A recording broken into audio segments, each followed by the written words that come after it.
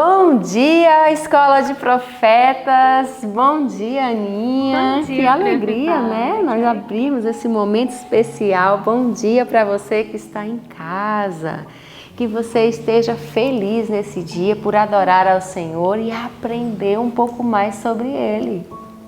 Bom dia, Escola de Profetas. Bom dia. Bom dia para você que está em casa. Que alegria ter você mais uma vez, mais esse dia conosco.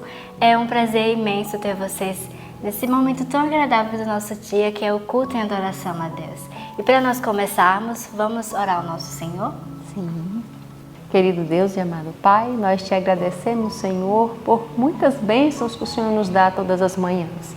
Só pelo fato de podermos ouvir, compartilhar coisas boas. O mundo está cheio de enfermidades, de coisas ruins, mas nós estamos colocando a nossa mente em coisas do céu. E eu peço ao Senhor que o Senhor abençoe todas as pessoas que estão aí do outro lado, assistindo esse vídeo, Senhor, bebendo da mesma fonte que é a Tua Palavra.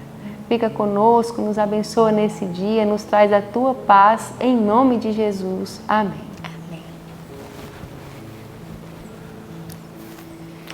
Você sabia que só pelo fato de você estar aqui vivo e nos assistindo já é uma bênção tão grande?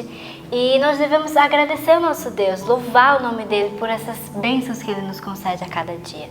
E neste momento, vamos louvar o nosso Senhor com o hino 14 do nosso cenário. Louvemos o Rei.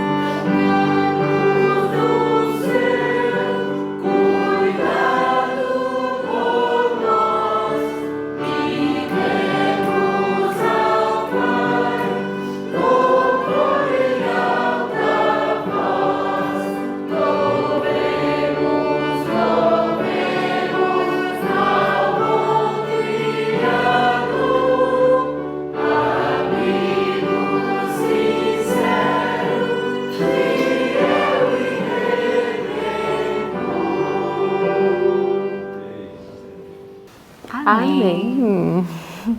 Como é bom louvar ao Senhor.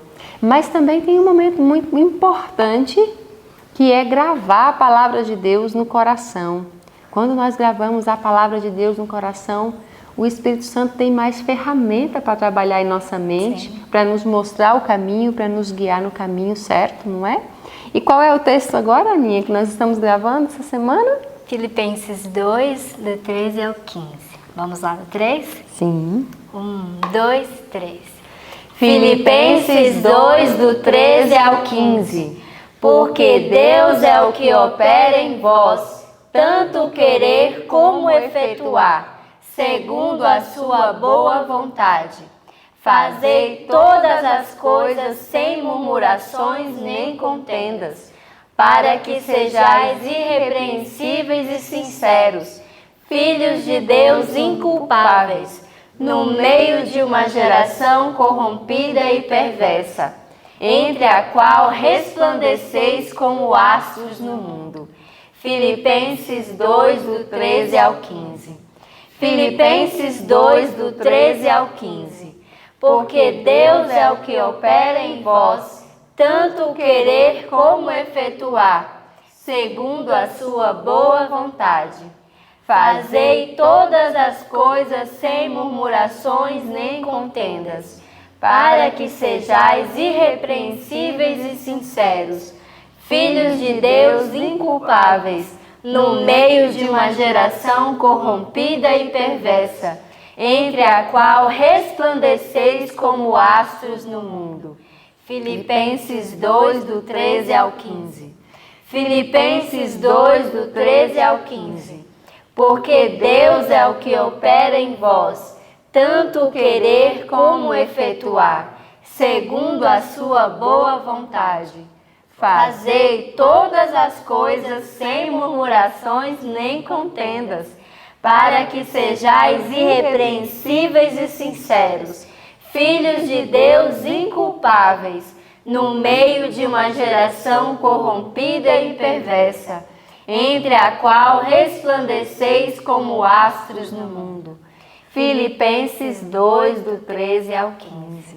Amém. Que nós possamos resplandecer, né? Sim. E você aí de casa também. Que Deus te abençoe, te dê um dia feliz, cheio de coisas boas na mente para você pensar e que a bênção do Senhor esteja aí na sua casa.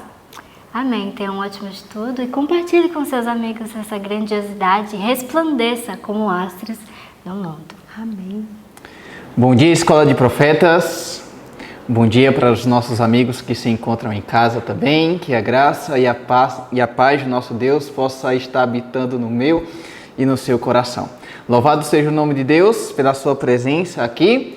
Como é bom saber que existem pessoas que nesse momento estão com o coração aberto, né, para receber essas verdades e que também já foram fortalecidas por Deus por meio do estudo da palavra do Senhor logo nas primeiras horas do nosso dia, né? Hoje estudamos alguns assuntos bem especiais, mas antes de nós comentarmos alguns pontos importantes do assunto referente ao estudo de hoje, eu convido a todos a fecharmos os olhos para fazermos uma oração ao nosso Pai Celestial. Então, do jeito que você está, feche seus olhos. Santo e amado Pai, poderoso Senhor, louvado seja o seu nome. Por tudo, meu Pai, por mais um dia, pela Tua graça, pelos Teus ensinamentos bíblicos, que o Senhor possa continuar nos dirigir, nos dar força, meu Pai, e proteção. É isso que eu te peço e te agradeço em nome de Jesus. Amém. Hoje, nessa madrugada, estudamos o capítulo 31 até o capítulo 33 do livro de Isaías. Também estudamos partes do capítulo 2 do livro de Lucas e estudamos o capítulo 8 do livro O Desejado de Todas as Nações, que veio como tema a visita pascual. Mas antes de abordarmos os assuntos referentes ao livro e também ao livro de Lucas, primeiro vamos passar alguns pontos importantes do livro de Isaías, a começar pelo capítulo 31. Aqui veio falando sobre o Egito é homem e não Deus. Nós podemos ver que o nosso povo, infelizmente, no passado, Israel, sempre buscava auxílio e fortaleza em outros lugares, em outros países, em outros reinos. Dentre esses reinos que Israel buscava auxílio, um deles era justamente o Egito. Mas muitas vezes o Egito deixava Israel na mão. Certa vez, quando o rei de Judá estava esperando o auxílio do Egito contra os babilônicos, o Egito nem foi. Deixou que eles enfrentassem aquelas batalhas e Israel acabou perdendo. E aqui nos vem contando uma advertência sobre o quanto é perigoso que nós venhamos a buscar refúgio e fortaleza em outros lugares, a não ser no poder de Deus. E aqui, logo no verso 1 do capítulo 31, nos diz o seguinte: ai dos que descem ao Egito a buscar socorro, e se estribam em cavalos, e têm confiança em carros, porque são muitos, e nos cavaleiros, porque são poderosíssimos, e não atentam para o Santo de Israel, e não buscam ao Senhor. Aqui nós podemos ver o ai. Ai daquelas pessoas que buscam auxílio e fortaleza em outros lugares, a não ser no poder de Deus. Que em nome de Jesus nós possamos tomar essa advertência para a nossa vida, que nós possamos sempre buscar o auxílio do Senhor. O próprio Davi nos deixou esse exemplo, lá no Salmos 46, ele fala o seguinte: o Senhor é o meu refúgio e fortaleza, socorro bem presente na angústia. Que nós possamos nos refugiar nos braços do nosso Deus e deixar que Ele tome a frente das situações e traga também as soluções, né? Esse é o convite que Deus está fazendo para mim, esse é o convite que Deus está fazendo para você também. E aqui, logo partindo para o verso 3, nos mostra, né, como é vão buscar o auxílio dessa nação ímpia do Egito. E nos diz o seguinte, verso 3 do capítulo 31. Porque os egípcios são homens e não Deus, e os seus cavalos carne e não espírito. E quando o Senhor estender a sua mão, tanto tropeçará o auxiliador, como cairá o ajudado, e todos juntamente serão consumidos. Você percebe a advertência? Aqui veio falando que as pessoas que buscam auxílio em outro poder, a não ser o poder de Deus, também será destruído junto com aquele auxiliador, entre aspas. Você percebe o perigo disso? Que em nome de Jesus nós possamos buscar auxílio nele, que nós possamos buscar a proteção, o socorro nele. Esse é o convite de Jesus para cada um de nós. E aqui no verso 6 nos diz o seguinte: convertei-vos, pois aquele contra quem os filhos de Israel se rebelaram e tão profundamente. Aqui o convite é claro: convertei-vos, se arrependam dos seus pecados, busquem o auxílio verdadeiro, busquem andar verdadeiramente nos caminhos retos do Senhor. É muito perigoso andar na plataforma da desobediência. O plano de Deus para mim e para a sua vida é que nós venhamos a buscar o auxílio nele, a se converter das coisas erradas, dos caminhos errados e sempre fazer o que é certo aos olhos do nosso Senhor. Aqui no capítulo 32 veio falando a respeito do reinado do justo rei. E quem que é esse justo rei? Com certeza, é o próprio Messias. E nós estamos aguardando esse reino. Nós estamos aguardando esse rei chegar para nos levar para esse lugar tão lindo. E nesse lugar, o próprio Isaías fala: habita justiça. Você já pensou? Morar em um lugar onde verdadeiramente habitará a plena justiça? Aqui na terra, hoje em dia, não é possível. Porque, infelizmente, todos nós somos miseráveis pecadores, temos corações corruptos, corações manchados pela mancha terrível da iniquidade, pela mancha terrível do pecado. Mas a Bíblia fala que quando Jesus vir, quando o Messias chegar em sua segunda vinda, ele vai nos levar para esse lugar onde habitará a justiça, né? Aqui continua falando a respeito das advertências contra as mulheres lá em Jerusalém. Mulheres que estavam praticando abominações, coisas terríveis aos olhos do Senhor. E Deus, ele deixou por meio do seu profeta, né, várias advertências, tanto para essas mulheres, quanto para os homens também que estavam fazendo o que era errado aos olhos do Senhor. Mas, em meio a todas essas advertências, nós podemos ver a misericórdia do Senhor. Esse é o caráter de Deus. É a mescla, é a junção da justiça e da misericórdia. E aqui, no verso 15 do capítulo 32, nos conta, na verdade, uma profecia magnífica que vai se cumprir em nossos dias. E eu gostaria de ler com vocês, capítulo 32, verso 15, e nos diz o seguinte: até que se derrame sobre nós o Espírito lá do alto. Então o deserto se tornará em campo fértil, e o campo fértil será reputado por um bosque. Amém.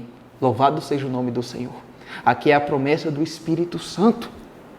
E nós sabemos que lá em Joel, lá nos mostra como que vai ser o cumprimento literal dessa promessa em nossos dias. Nós sabemos que já houve um cumprimento parcial nos dias dos discípulos, né, no derramamento do Espírito Santo lá no Pentecostes, mas agora será a chuva serôdia. mas para que o Espírito Santo seja derramado na minha vida, mas para que o Espírito Santo seja derramado na sua vida, nós devemos estar nos preparando hoje. Hoje é o dia da conversão. Hoje é o dia de nós buscarmos verdadeiramente andar nos caminhos retos do nosso Senhor, buscando eliminar do nosso coração, por meio da sua graça, todo o egoísmo, todo o orgulho.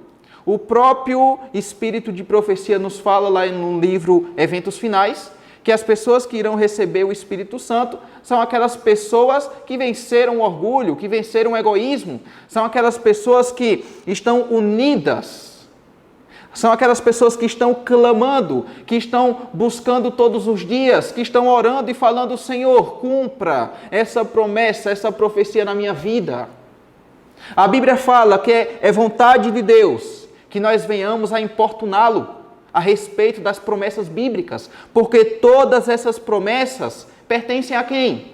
Pertencem a mim, pertencem a você. Então que nós possamos clamar, que nós possamos viver também nossas orações para que o Espírito de Deus possa ser derramado em nossas vidas. E nós sabemos que isso vai acontecer antes da volta de Jesus. E nós sabemos também que Jesus está muito perto de voltar. Portanto, essa profecia está muito perto de se cumprir. Então, que nós possamos estar nos consagrando todos os dias para que essa profecia, para que o Espírito Santo seja derramado em nossas vidas. Partindo agora para o capítulo 33, aqui veio falando a respeito da aflição e o livramento de Jerusalém. Quando o povo se arrepende, quando o povo clama, busca a misericórdia do Senhor, Ele atende. Ele ouve as orações. Aqui no verso 2 nos diz o seguinte, Senhor, tem misericórdia de nós. Por ti temos esperado, sê tu o nosso braço cada manhã, como também a nossa salvação no tempo da tribulação. É seu desejo fazer também essa oração? Senhor, compadece-te de mim, Senhor. Tem misericórdia. Perdoa os meus pecados, Senhor. Me lava. Cria em mim, ó Deus, um coração puro e renova dentro de mim um espírito inabalável. Essa foi a oração que Davi fez a Deus e Deus atendeu. Esse é o desejo também, buscar essa misericórdia do Senhor, buscar essa confissão, essa mudança, essa purificação, essa santificação. Faça isso. Porque nós só poderemos entrar no céu se nós verdadeiramente nos arrependemos dos nossos pecados e verdadeiramente nos entregamos ao Senhor. Essa é a vontade do nosso Deus. E lembra, Ele está disposto a nos perdoar. Lá em 1 João 1,9 fala o seguinte: se nós confessarmos os nossos pecados, Ele é fiel e justo para nos perdoar os pecados e nos purificar de toda a injustiça. E aqui, para nós concluirmos os ensinamentos e os pontos importantes do livro de Isaías, nos capítulos de hoje, no final do capítulo 33, nos faz uma pergunta linda. E essa pergunta basicamente é a seguinte: quem poderá habitar nos céus? Qual que vai ser o povo que poderá adentrar nas mansões celestiais? E Isaías, divinamente inspirado pelo Espírito Santo, começa a falar as características desse povo. E que nós possamos lutar para ter essas características. E aqui, a partir do verso 15 do capítulo 33, nos diz o seguinte: as pessoas que habitarão no reino de Deus é o que anda em justiça e o que fala com retidão, o que rejeita o ganho da opressão, o que sacode das suas mãos todo o presente, o que tapa os seus ouvidos para não ouvir falar de derramamento de sangue e fecha os seus olhos para não ver o mal. Vai ser esse povo aqui que vai adentrar nas mansões celestiais.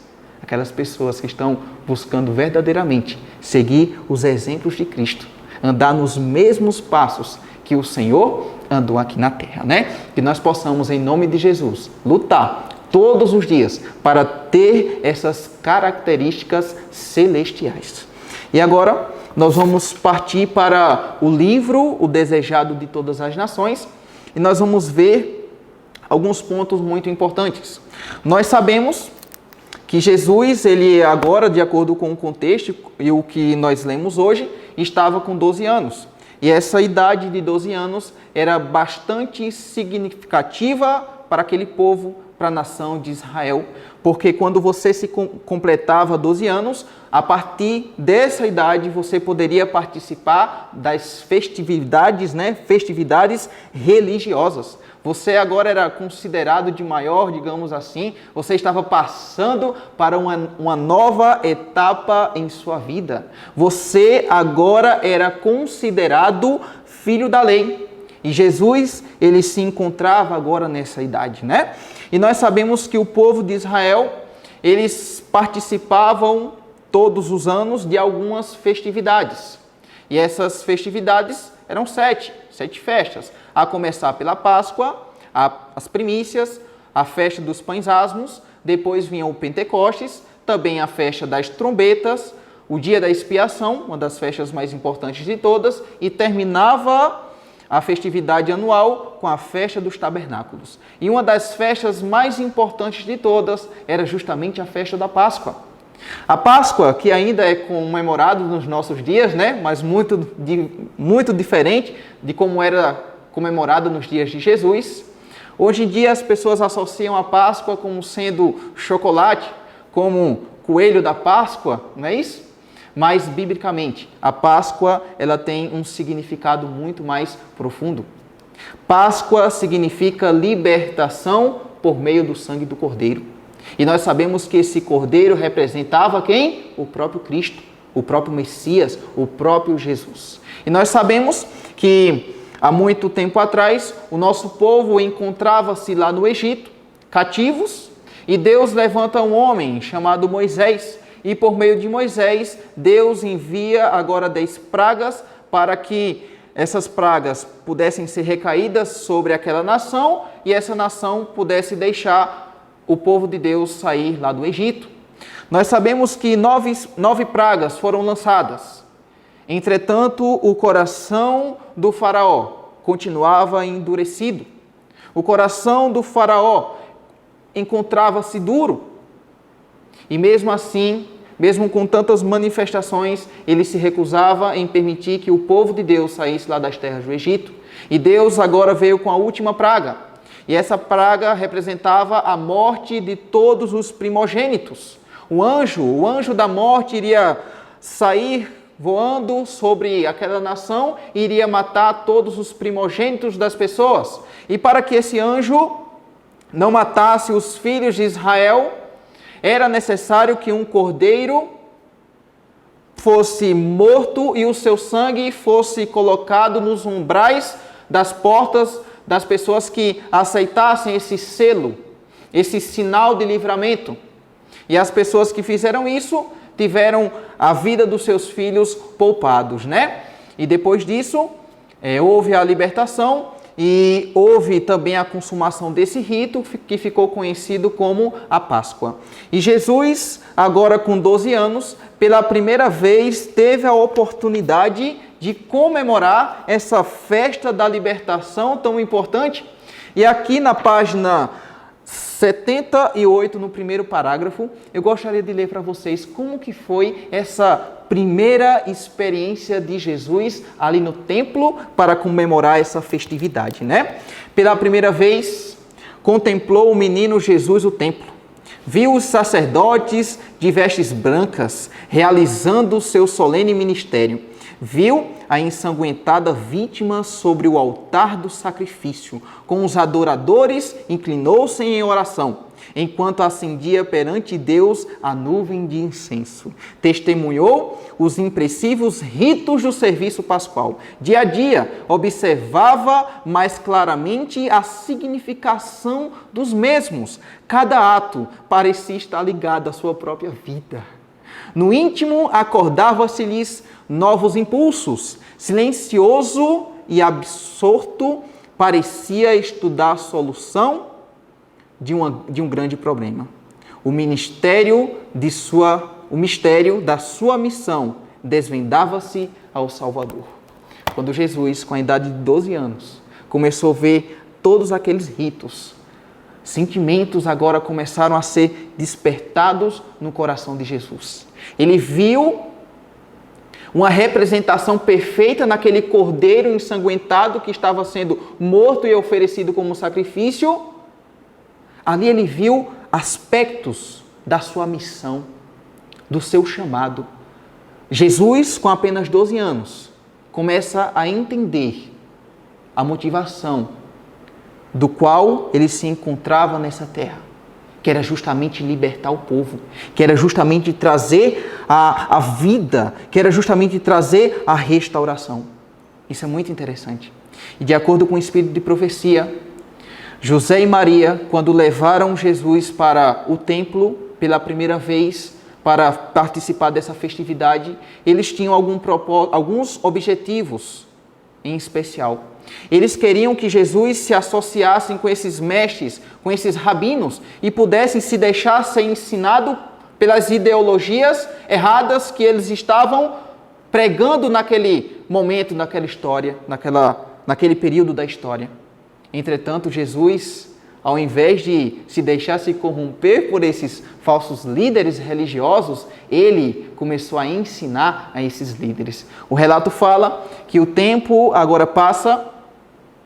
Todos os dias das festividades, Jesus ele procurou ficar sozinho. Deus estava despertando em seu coração justamente esses aspectos da sua missão, e ele estava buscando entender cada vez mais essa situação, até que todos estavam se organizando para voltar para as suas terras natais. E José e Maria, pensando que Jesus estava com seus amigos, com seus colegas, seguindo viagem, percebe que o seu filho não mais se encontra.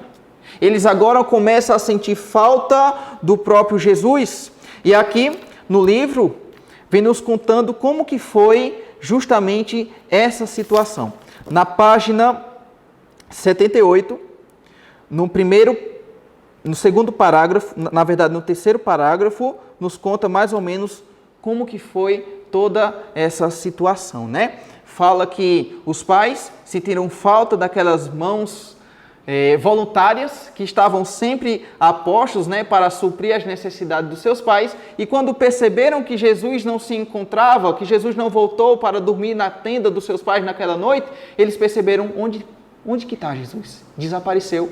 E agora eles voltam para Jerusalém, e quando eles voltam em Jerusalém, eles agora passam 3 dias à procura de Jesus, e em uma certa oportunidade eles tiveram o privilégio, na verdade, a alegria de ouvir Jesus associado com os rabinos, associado com os líderes religiosos da época.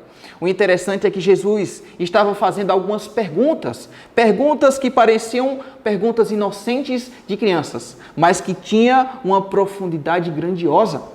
O interessante é que Jesus, ele se utilizou de alguns métodos. Jesus, ele não queria passar a impressão de que estava ensinando aqueles líderes religiosos. Jesus, ele foi na simplicidade, ele foi na humildade.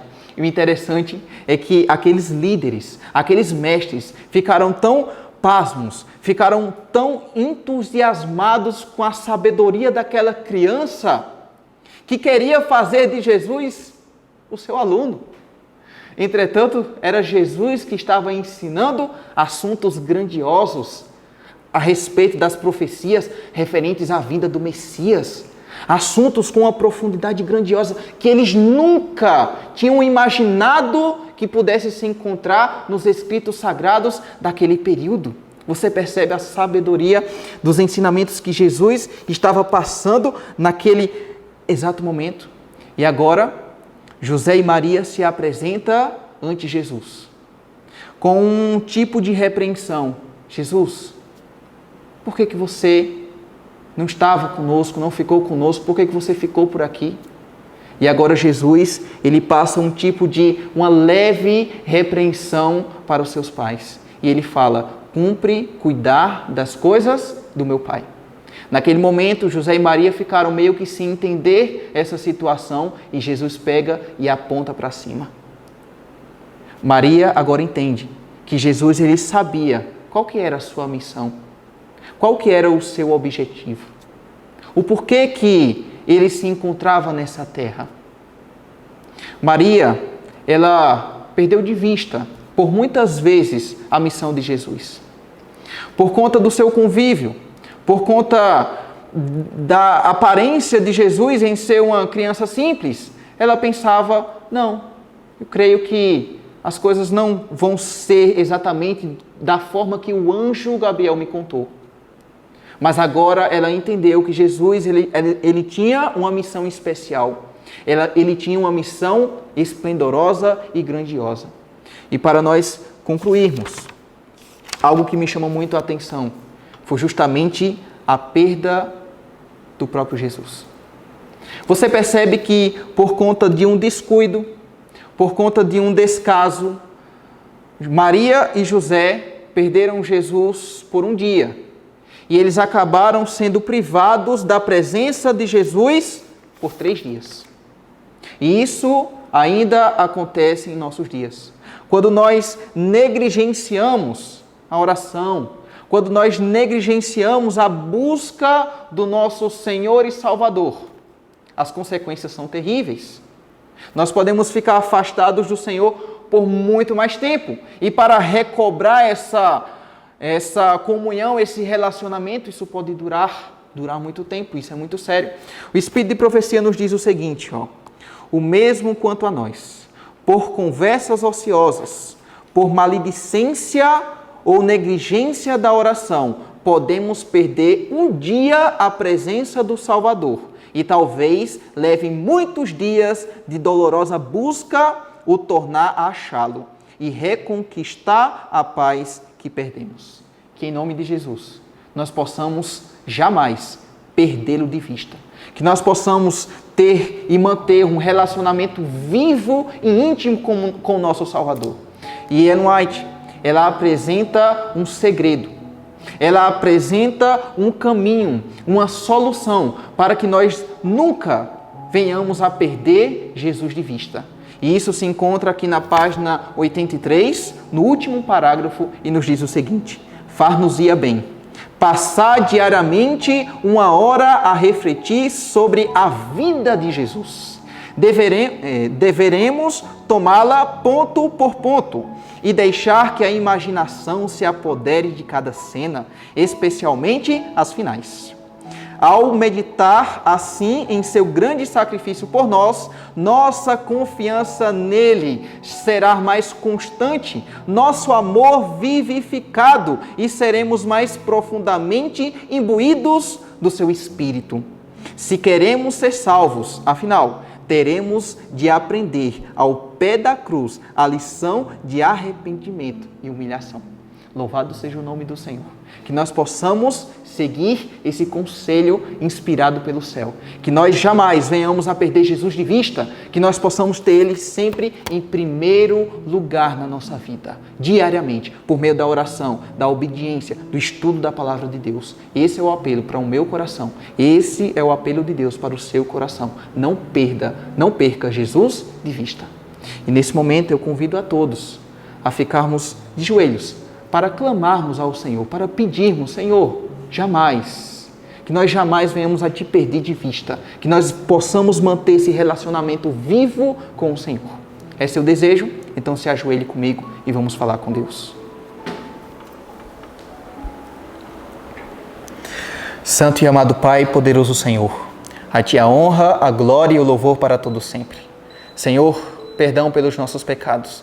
Muitas vezes, meu Pai, nós temos nos afastado do Senhor, mas que em nome de Cristo, meu Pai, nós possamos jamais a Te perder de vista, que nós possamos ser obedientes, que nós possamos, meu Pai, verdadeiramente Te buscar todos os dias, assim como o Senhor nos busca diariamente também, Senhor. Abençoa cada pessoa que está vendo esse vídeo agora. Abençoa nossos irmãos aqui da Escola de Profetas, que nós possamos ter esse relacionamento contigo, Pai. É isso que eu te peço, é isso que eu te agradeço, em nome de Jesus. Amém, Senhor. Que Deus te abençoe, continue te fortalecendo sempre e lembra, busque sempre o Senhor, por meio da oração, por meio da entrega, por meio do estudo da Bíblia. Que você possa ter um ótimo dia na presença de Deus.